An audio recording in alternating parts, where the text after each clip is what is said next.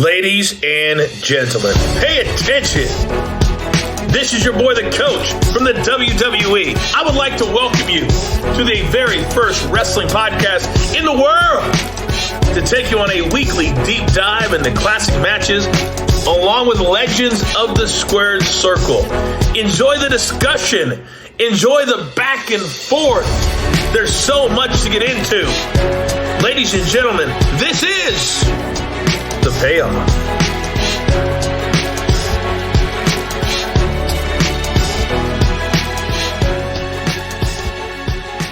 ECFNW. Dude, I'm pumped for this match. But first, how the hell are you doing? Back to the ECW arena. Yeah, doing this. Yeah, I'm doing good. Just kind of ready to enjoy some wrestling. It's been a while since we've done an ECW match. It's been a really long time. Officially November feels crazy. And so, post Halloween at this point, like, put the spooky shit away. It's time to celebrate Christmas. So that's the road. We're on the road to Christmas as far as I'm concerned. So, kind of a weird time here, but we still got like 2 weeks until Full Gear. We got a few weeks until Survivor Series here. And so kind of the lull at this point. And so, but we'll get there. But in the meantime though, hard to be in November and not do a November to remember match. So that's why we're here. For me, I want to cover this one just because I think it's going to be absolutely awesome. And it's funny too, because, I know, Eric Bischoff, he created the cruiserweight division. He brought all these guys in, but dude, these guys were tearing up shit in ECW before you saw them on Nitro. Yep. That's why they were signed by WCW. Right. And so, yep, we'll talk about that. Yeah. And this is one where, again, you are our resident ECW expert in here. And so, kind of some of the stuff that we see and kind of what happens. And I feel like even it's interesting to me because this was not our first choice of a match. We had another match picked and then I was like, we're not doing this match. And so then we kind of slated this one instead, which I think we made the right choice on that, at least for now. But I think too, like this is not, like, and we can talk about during the match, like, yes, this is ECW, but it's also like, it's not the players that I would typically associate with ECW. And so it's not RVD, it's not Sabu, it's not Sandman, it's not Shane Douglas. Like we got, Psicosis and Rey Mysterio, which great. That's exciting, but there's still a lot of ECW ground for us to cover too. Well, let's get into. I'm ready. The build. Oh, it's time for the build. All right. So this was kind of ECW's tentpole show, the November to remember. I mean, I think that, in a lot of ways, it was the biggest show of the year, their WrestleMania, because everyone has to have their version of WrestleMania. I'll tell you, that's the one thing that, I think Vince has done such a good job of building WrestleMania into WrestleMania. There really has never been anything like it, if you think about it. So you say, TNA has what, Slammiversary? Is that their big one? Yeah. Okay. AEW really doesn't have a big one. They're kind of all big, which is fine. But, I don't know. Is it, is All Out the big? I mean, what's the big show? Yeah, it's hard to say. Kind of the same thing, okay? And WCW, it was kind of Starrcade, and even ECW. I mean, it was kind of November to remember. But there's only one company really in the past. What are we talking here? 30, 40 years that's had a tentpole event that they've been able to put into a fucking football stadium and fill up. Mm-hmm. And so I like there being a WrestleMania, whether you look at it as the start of a new year or the end of a year. But I like that. I like there being one big Super Bowl. But, again, this was kind of what ECW did with the show. So let's get into this, man. Don E. Allen in the Broad Street Bully going to a no contest. Bubba Ray Dudley defeating the Broad Street Bully. Okay.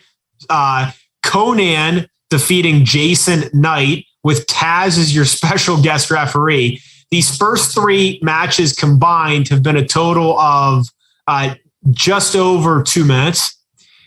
Stevie Richards is going to defeat El Puerto Riqueño.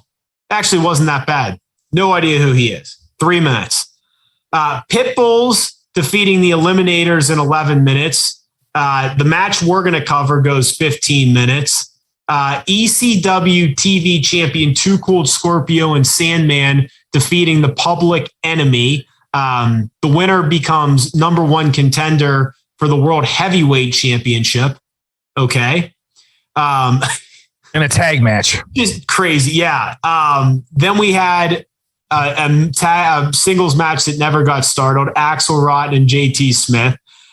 Bill Alfonso defeats Todd Gordon in 6 minutes. Mikey Whipwreck is your ECW World Heavyweight Champion. He's going to beat Steve Austin in 4 minutes. Which we do have this match on our list too, but it's only 4 minutes long. Yeah, I don't know why, but maybe we'll cover it.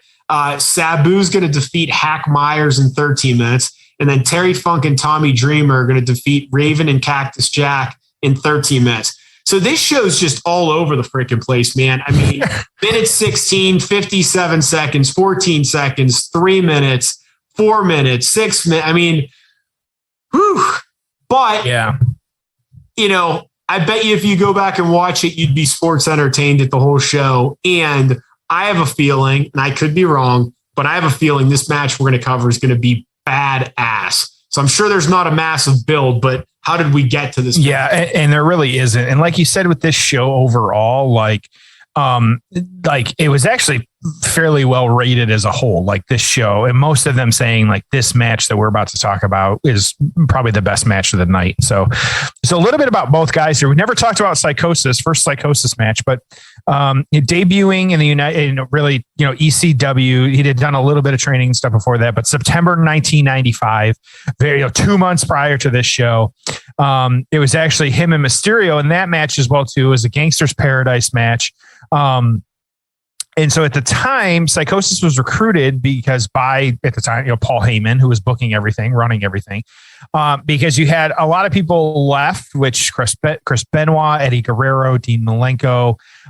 It was actually at the recommendation of Conan, according to what I could find, that said, hey, you need to sign this kid. And so he did. And so that is how really for 2 months he had this match against Mysterio. There was a little bit of 1 or 2 TV matches or hardcore TV matches. And then we get to this very quickly. The same thing though, like Mysterio also debuting during that match. And so Mysterio actually won that one.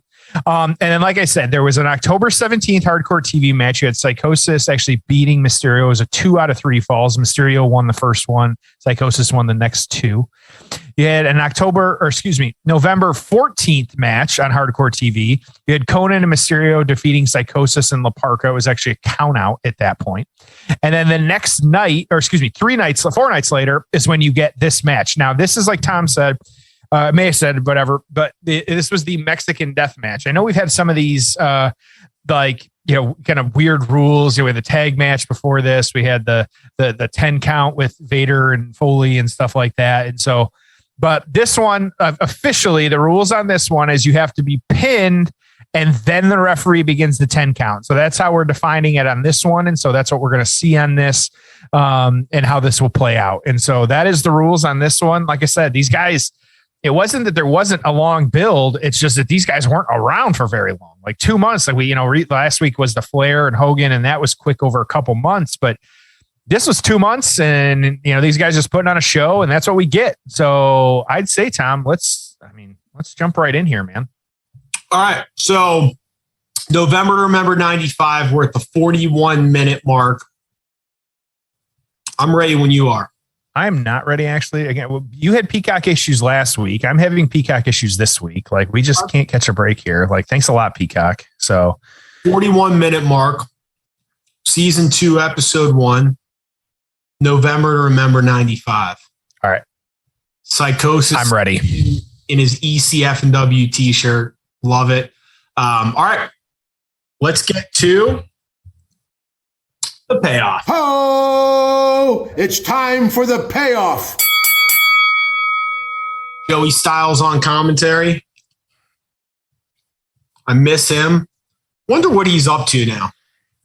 Try and track him down. Maybe we'll get him on the show. I'm gonna look it up. I'm gonna look him up because I know he does some different things in business. Of course, I'm looking up Joey Styles on LinkedIn, but I don't think that's like his actual shoot name. Hey, you never know, man. Like, I don't know. Okay, now I'm curious. So I'm looking at this while you provide color commentary. That's fine. So we got both guys in the ring now. You've got the masked up Psicosis. You've got Rey Mysterio as well too, kind of jumping in wearing like a parka, masked of course as well to young Rey Mysterio at this extremely young Rey Mysterio at this point. Okay, so I looked up what Joey Styles' real name was just so I could like see if I could find out what he actually does. Like I'm just curious professionally what he's doing. And he may still be with WWE, like in backs. I don't know. I gotta look up. But the first thing that Google says people also ask are AJ Styles and Joey Styles related. I don't believe so. I know. That's pretty good. So we're in the ring now. You got just the announcing happening and stuff like that. As you can see, the blood and aftermath of the matches previous to this one. That's just a dirty ass ring, which that's standard for this getting announced at this point. Both guys looking young at this point, looking good. I'm excited for this. I know I really had not remembered that Psicosis was in ECW. We'll talk about it in the aftermath, how long he was there for. I remember him being like many, luchador and high flyers, being mid-card WCW forever. And so, I also remember playing him in the video games as well too. And so excited about this one. Okay, I got my Joey Styles answer. He was with WWE up until 2016, doing some different stuff, digital media content, digital media ads. And now he's working somewhere else in New York City. But I got my answer. So yeah, he was with them for a long time. People don't realize after he left, after he wasn't on air. Okay, so because I switched browsers, I probably screwed up. So tell me your timestamp, please. So we're still announcing we're 43, 22, 23, 24, 25. Oh, Rey Mysterio flipping him off at this point. Both guys across the ring getting a round of applause from the crowd. And so where are we at here? 43, 37, 38, 39. Yep. Yeah, we're good. And Psicosis running across. Whoa, quick, right out of the gate with going for the drop kick and Rey stepping out of the way. And here we go. We've got some action. And not that Mysterio is slow now by any means, but God, is he fast at this point, huh? Oh, incredibly. Yeah, both absolutely. Both these guys. So both guys. Whoa, hello. Psicosis going for the drop kick again and missing. Rey Mysterio up top. Oh, getting caught. Oh, whoa, hello. You got it. If you're not watching this match with us, make sure you watch it because it's awesome. And nothing we're going to say is going to do these moves justice. You're just going to hear us a lot go, wow, holy shit. Oh my goodness. Yep. But dude, it's funny is Mysterio basically still wears the same ring gear, huh? Yeah, he really does. He doesn't look a little bit taller, a little bit more built, but this was 26 years ago, man. Yep. And so at this point, yeah, just crazy. So you go. Yep. Both guys just kind of got Rey on the outside, kind of jawing at each other. Big chop.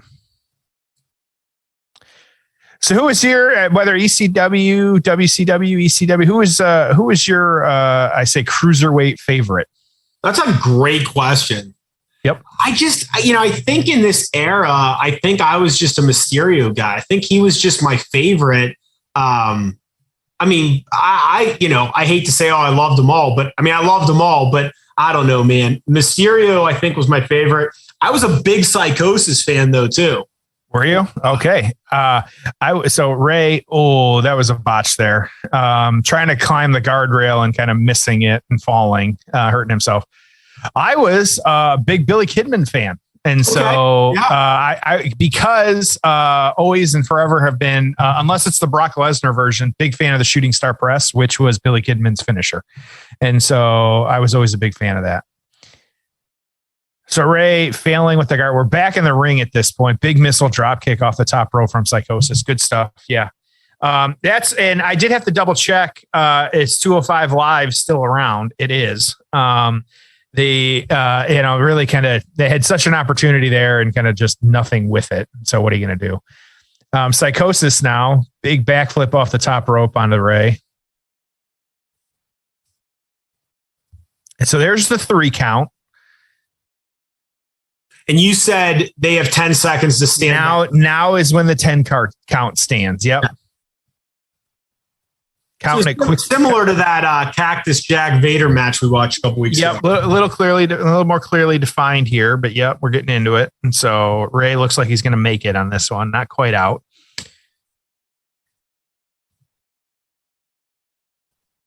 Oh, it's like Ray got up and then another drop kick. It's like I'm worried about a half dozen drop kicks now. If someone was holding up suplex signs like Brock, we'd be at I think 5 or 6 at this point.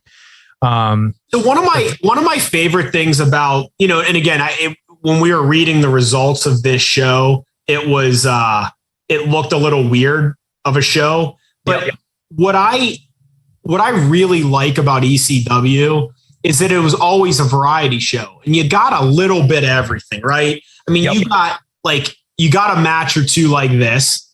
You got the, Tommy Dreamer, Sandman, those guys, which was a different, that was kind of your brawl, wasn't pretty, probably would botch a few moves, right? Yep. You had, your Rob Van Dam, Jerry Lynn types that just had great matches.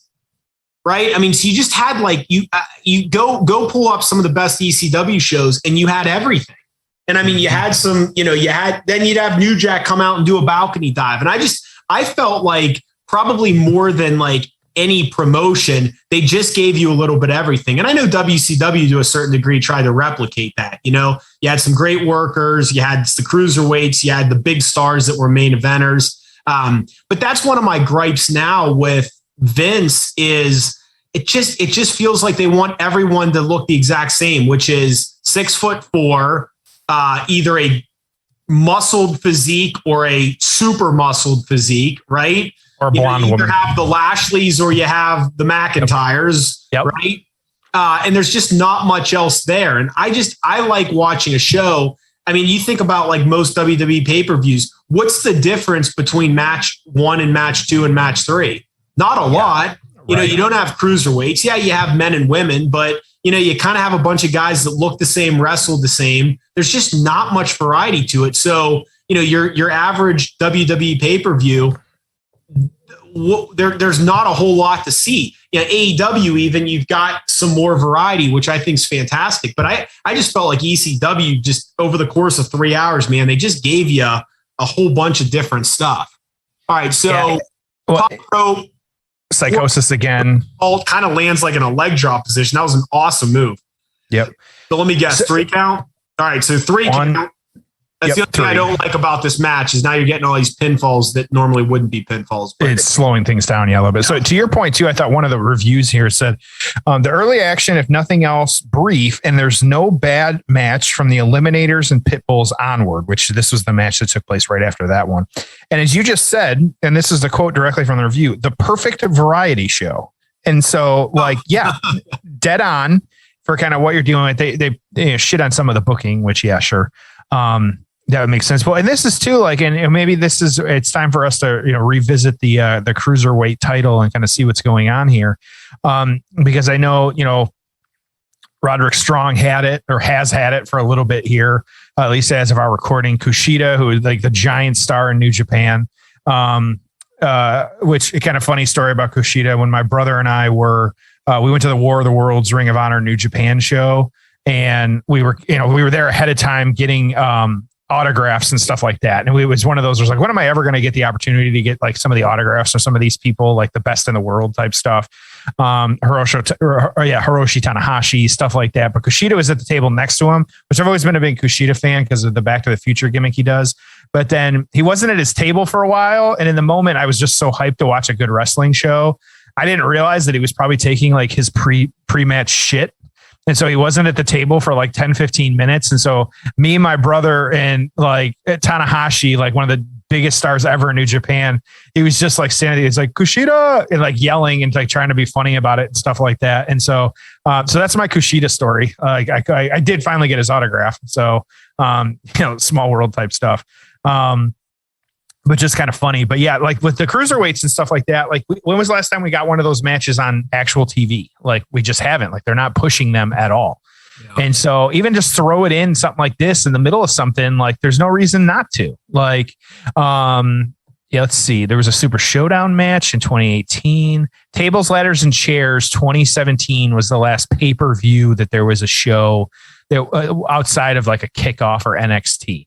And that was when I can't remember who the match was, but do you remember when I think it was Buddy Murphy and someone like tore down the house? There was a Super Showdown. Buddy Murphy won, yeah, and so Buddy Murphy always had good matches, yeah. Which just was that the one? But they had a great match at some show, and I can't remember which one it was. Yeah, yep. And so dealing with that, so Ray now position. Oh, there's a chair now. And Psicosis back flipping into the chair that Ray is holding on his knees. It's been good. A lot of high spots on this one. How old do you think Psicosis was at this point? At this point, I don't know. These guys were probably in their early to mid 20s, I'd guess. Yeah, Psicosis was 24 at the time. And so was Ray younger? I don't know, but I'll look it up and tell you. Okay, yeah. And then Ray's uncle is the one that trained Psicosis. Interesting. Yep. Okay. So Ray, really cool springboard kind of clothesline. And we're in the crowd now, kind of diving over the guardrail, Ray taking him out, stuff like that. Bro, Mysterio is only 21 at this point. God, Jesus. 21 years old.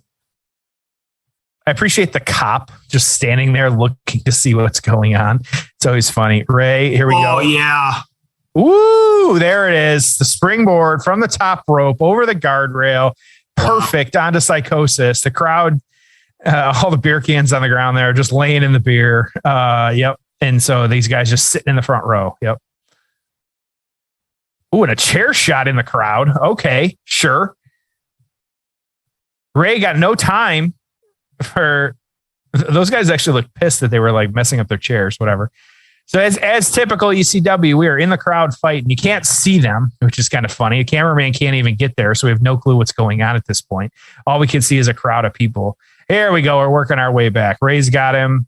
Oh, hitting him on the guardrail. All right. That's fun too. I will say this, like the production and the lighting of this show really aren't that bad. Oh, remember, this is 95. You watch some of these. I mean, we've been watching some WCW recently from like 93 and 94. It was way darker. And like, I actually think this is produced better. It's funny because like my brother and I, when What Culture Wrestling was, him and I bought one of their shows one time, and we thought like that was the biggest thing that was holding them back was like their production values. This was a decent show. I don't remember who exactly was on it or anything, but it was a fun show because it was when we were following What Culture, like, 6 times a week and all the different stuff they'd put out. Look at the women just giddy. Everybody fighting close to them, standing wherever they look at them, standing on the bleachers right now, chair shots. So the camera's like looking like almost straight down as they're walking across the front of the hard cam. Now it looks like we're up on the hard cam kind of or stand podium, if you will. Psicosis struggling to get up. No full count here. Oh, and Ray just tossing a chair at Psicosis' head. Oh, here we go. He's climbing way up. He's like next to the hard cam now, standing back to the hard cam. Whoa. Hello. Big Hurricane Rana.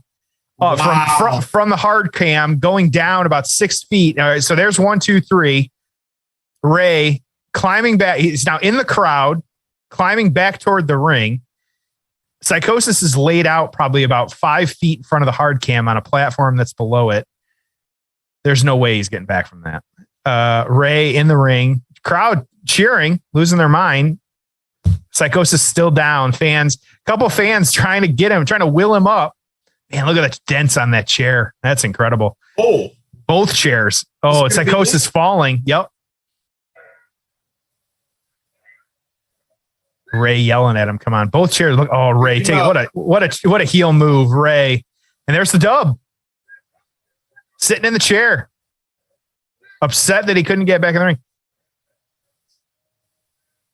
And there's your winner, Ray Mysterio. There's your winner. Yeah.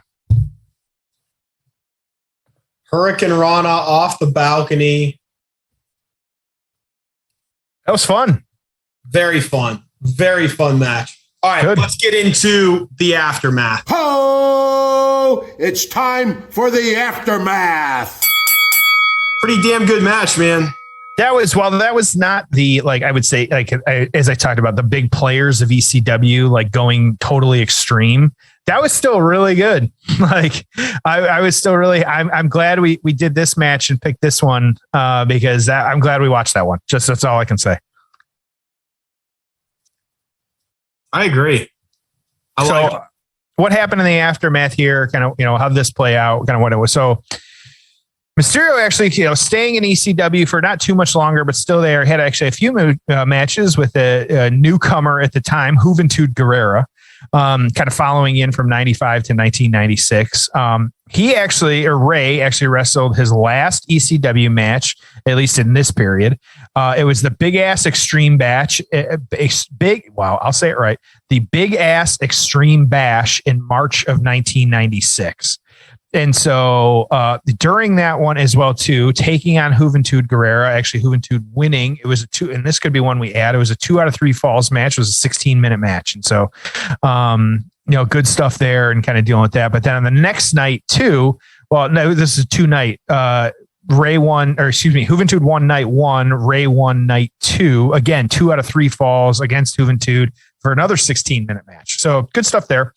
And so leaving March 1996, but then making his WCW debut, going over to that promotion in June of 1996 at the Great American Bash, challenging Dean Malenko for the Cruiserweight Championship at the time. And so Malenko retaining that one. And then he went on to take, at the time, we'll talk about Psicosis eventually came over, but July Bash at the Beach, he beat Psicosis. It was actually a number 1 contenders match for another shot at the Cruiserweight title. And then the next night on Nitro, Ray beating Malenko to win the championship. That would have been July 8th, 1996. So, Ray is still Ray. Like, he's extremely successful, like great what he's doing. We're waiting on the turn with Dominic and stuff like that. Like eventually that will happen. And so, yeah, just really good stuff happening there. But Psicosis also signing in 1996, that next year with World Championship Wrestling. He debuting against Conan, actually. It was Clash of the Champions 32. That would have been January 1996. So he actually came over. He was not in ECW for very long. And so barely 3-4 months at most. And so, but then going over. And so, again, in his really, like I said, and this is while many of us remember him, like he was that mid-carder, like kind of luchador mid-card spot that was just kind of how he was. And so had a good feud with Ultimo. You just forget how many, you're just rattling off these names. You just forget about all of these guys, Malenko and Conan and Hoovy. Yep. They were all so good. And they were all like just very different, colorful characters. Like, again, I was talking earlier about, it's like McIntyre and Rollins and these guys all look the same. They all wrestle the same. And then what we're now talking about are these like very colorful, different characters. Mysterio, Malenko, polar opposites. And then you had, all Hoovy and Conan. Conan looked a lot different than them. They all wrestled different. They all had different characters. It was just so fun. And that's part of what we're really in trouble right now with WWE, because they just can't seem to create characters that anyone gives a shit about. Yep. Yeah, absolutely. So, well, and even to drop some more names on you at this point too. So Psicosis actually went on to feuded for quite a while against Ultimo Dragon. And having a lot of matches there as well too. And then eventually joining, it was not, just a lot of, this mid-card type stuff, but then eventually 1998. And, I wanted to drop this line because I wanted to bring it up so that you and I would look into some of these matches one day. But in 1998, Psicosis joining the Latino World Order.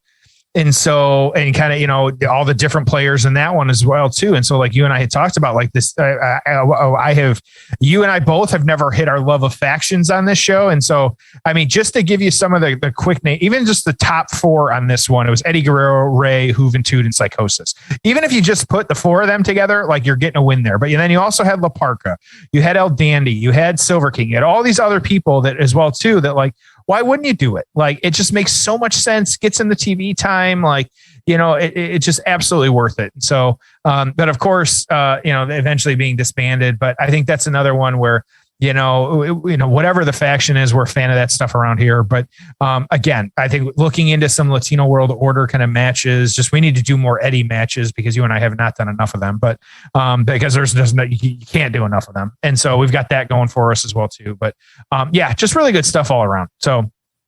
So the reviews on this one were kind of interesting because, well, for starters, Ray, even though he debuted not too long before this, he pulled number 18 on the PWI, with Psicosis pulling number 87. And so the Observer newsletter did not rate this one. There was actually no stars from the Torch or the Observer newsletter on this one. I'm surprised. I was too. Guess and it was maybe like home video or whatever, but still. Yeah, and maybe it's somewhere and I just don't know it, but whatever. And so, but PW Torch did do a little write up on this one, which again, I don't agree with what is about to be said, but only disappointing in that it wasn't a match of the year candidate, because that seems to be the expectation every time these two wrestle.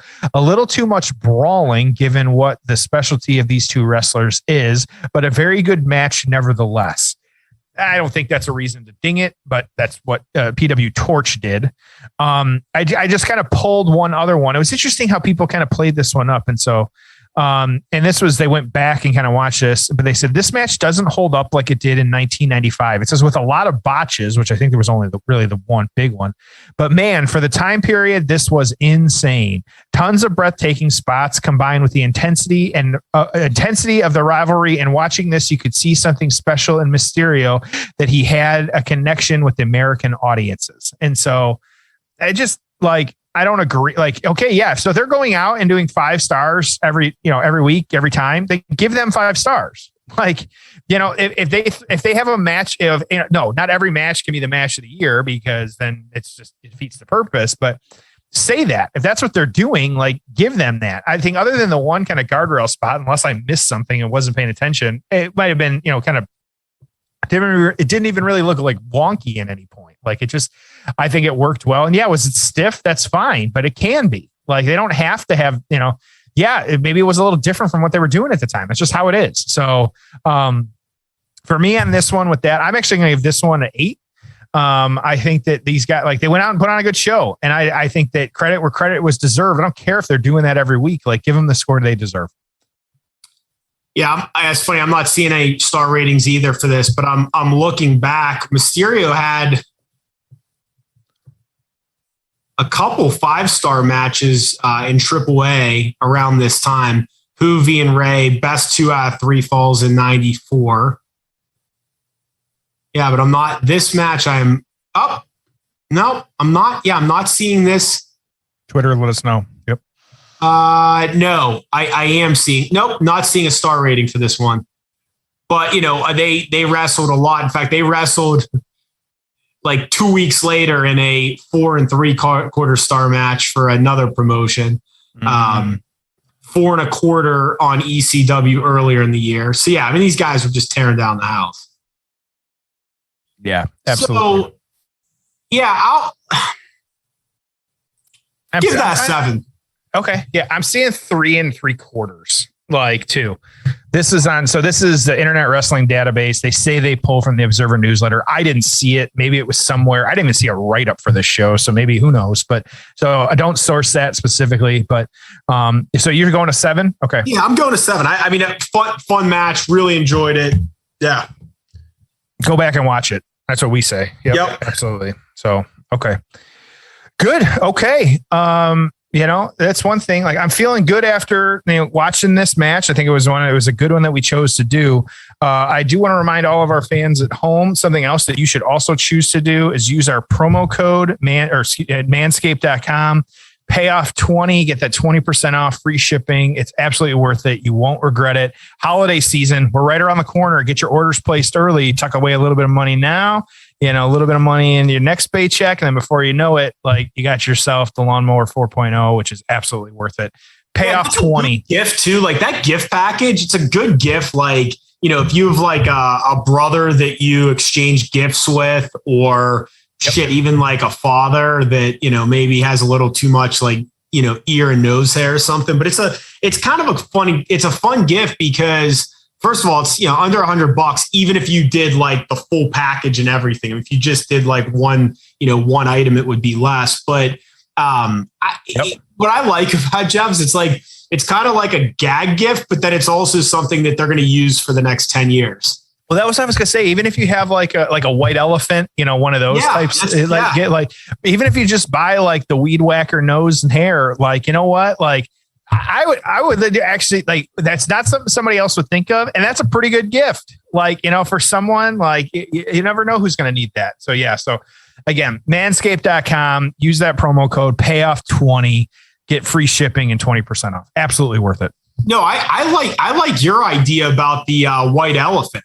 Yeah, right. So, not a gag gift, but yeah, it's outside the box, and that's what the whole point for me is it doesn't have to be, and it's not a shitty gift. Like that's a gift that's worth it. Absolutely. So yeah, cool. All right, send them home happy, Tom. All right. Well, we went back to November to remember. We watched some ECW. I wish Jeff let me watch more ECW, but I don't call the shots around here. I just do what we will, buddy. Don't you worry. All right, good. I'm holding you to that. Well, I guess we're approaching Survivor Series season now. We probably have some Survivor Series matches coming up. Do you want to give the listeners and your co-host a preview of what's coming up next? So I'll do two previews here. I'll do one because if my brother is actually listening or not, and any of my friends, he may just end up with a lawnmower 4.0 for the holidays. So let's see. It's early. So let's see if he's listening and he knows what he's getting for the holidays. Plus his birthday's coming up, so he might get that. So yeah, so this is a big month. We have Survivor Series, and in 2 weeks we got Full Gear as well too. And so next week, a match that you and I we decided it was time to dig into the Ring of Honor. So it will be our first Ring of Honor match next week.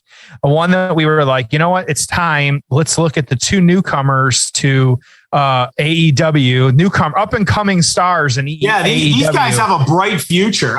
They really do. Bryan Danielson reminds me of the Yes guy from WWE. He really does. He looks very familiar. It's just a little bit more clean of a beard here. But we're doing, and this is going to be an odd one for you. We're doing CM Punk and Bryan Danielson, if you will, with a special guest referee of Ricky the Dragon Steamboat. Who would have thought? From a Ring of Honor Reborn 2004. And so they're saying, hey, maybe that one's a little bit recent for the payoff. That's okay, because the week after that, we're going back to 1985. We don't do much Wrestling Classic around here, but we're going to Wrestling Classic 1985 with a match with, again, someone how we have gone almost over 2 years with this show and never done a Roddy Piper show or match. Hulk Hogan versus Roddy Piper for the championship at Wrestle Classic 1985. Taking us into some Survivor Series after that, which we'll hold off on that. We got some good stuff, but we got a great a great November lined up. Dude, I'm pumped. Good stuff. Good stuff as always. All right. Well, buy some gear on Manscaped. Follow us at Payoff Pod. Tell your friends. Tweet us. If you have nothing nice to say on Twitter, say nothing at all. I'm Tom. That's Jeff. Thank you, as always, for joining us on an all-new episode of The Payoff.